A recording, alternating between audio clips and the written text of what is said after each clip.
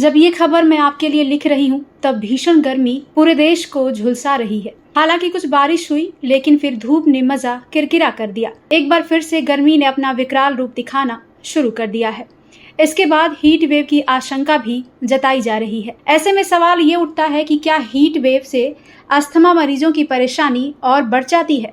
ऐसे में इस जानलेवा आशंका से कैसे बचें और गर्मियों में अपने फेफड़ों को सुरक्षित कैसे रखें, ये सब कुछ हम आपको इस रिपोर्ट में बताने वाले हैं। चिलचिलाती गर्मी का प्रभाव अस्थमा पीड़ितों के लिए सबसे घातक हो सकता है। प्रदूषण का स्तर और एलर्जी के साथ शुष्क गर्मी बड़े पैमाने पर अस्थमा के दौरे ला सकती है, यहाँ तक कि उन लोगों में भी जिनके लक्षण लंबे समय से अच्छी तरह से नियंत्रित थे। हीट वेव से अस्थमा की बीमारी कैसे बढ़ सकती है, ऐसे में हम आपको जो उपाय बताने वाले हैं उससे हीट वेव में अस्थमा के खतरे को कम किया जा सकता है। लेकिन हीट वेव अस्थमा के हमलों का कारण कैसे बनती है, इसे लेकर दिल्ली की डॉक्टर सुचिता पंत कहती हैं, हीट वेव में अस्थमा के हमलों के खतरों को काफी हद तक बढ़ाने की क्षमता है। हीट वेव और वायु प्रदूषण अस्थमा के लक्षणों को एक्टिव करने के लिए जाने जाते हैं। इसके अलावा तीव्र गर्मी से गर्म शुष्क हवा श्वसन पथ को सूजन और डिहाइड्रेशन कर सकती है, जिससे ब्रोंकोस्पास्म या वायु मार्ग की मांसपेशियों में अचानक संकुचन हो सकता है। डिहाइड्रेशन गर्मी का एक और आम दुष्प्रभाव है जो फेफड़ों में बलगम को गाढ़ा कर सकता है, जिससे सांस लेना मुश्किल हो जाता है। ऐसे में गर्मियों में अस्थमा से कैसे बचाव करें। जब तापमान गर्म हो तो घर में रहें। सुबह जल्दी या देर शाम को तापमान कम हो तब बाहरी गतिविधियों या समय निर्धारित करें। इंडोर स्थानों को ठंडा रखने के लिए ब्लाइंड या पर्दे का उपयोग करें। घर के अंदर ठंडा वातावरण बनाएं। पंखे, एयर कंडीशनर, शावर का उपयोग करें। यदि संभव हो तो घर के अंदर की धूल और एलर्जी को कम रखने के लिए एयर प्यूरिफायर का इस्तेमाल करें। दूसरा उपाय आप ये कर सकते हैं कि पानी खूब पिएं। भले ही आपको प्यास ना लगी हो, लेकिन दिन भर पानी पीते रहें।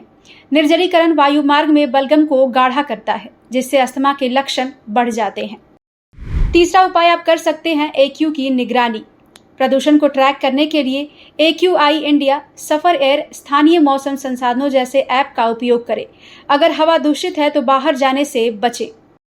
चौथा उपाय आप कर सकते हैं डॉक्टरी जांच। गर्मी की शुरुआत से पहले अपनी दवाओं के बारे में अपने डॉक्टर से जांच करवाएं।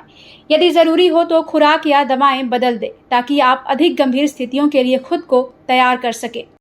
पांचवें उपाय में आप बाहर जाने से पहले मास्क या स्कार्फ लगा लें। उसके बाद ही आप घर से बाहर निकलें। अगर आपके पास मास्क नहीं है तो नाक और मुंह पर हल्का सा सूती स्कार्फ पहनना भी आपके लिए सुरक्षित है।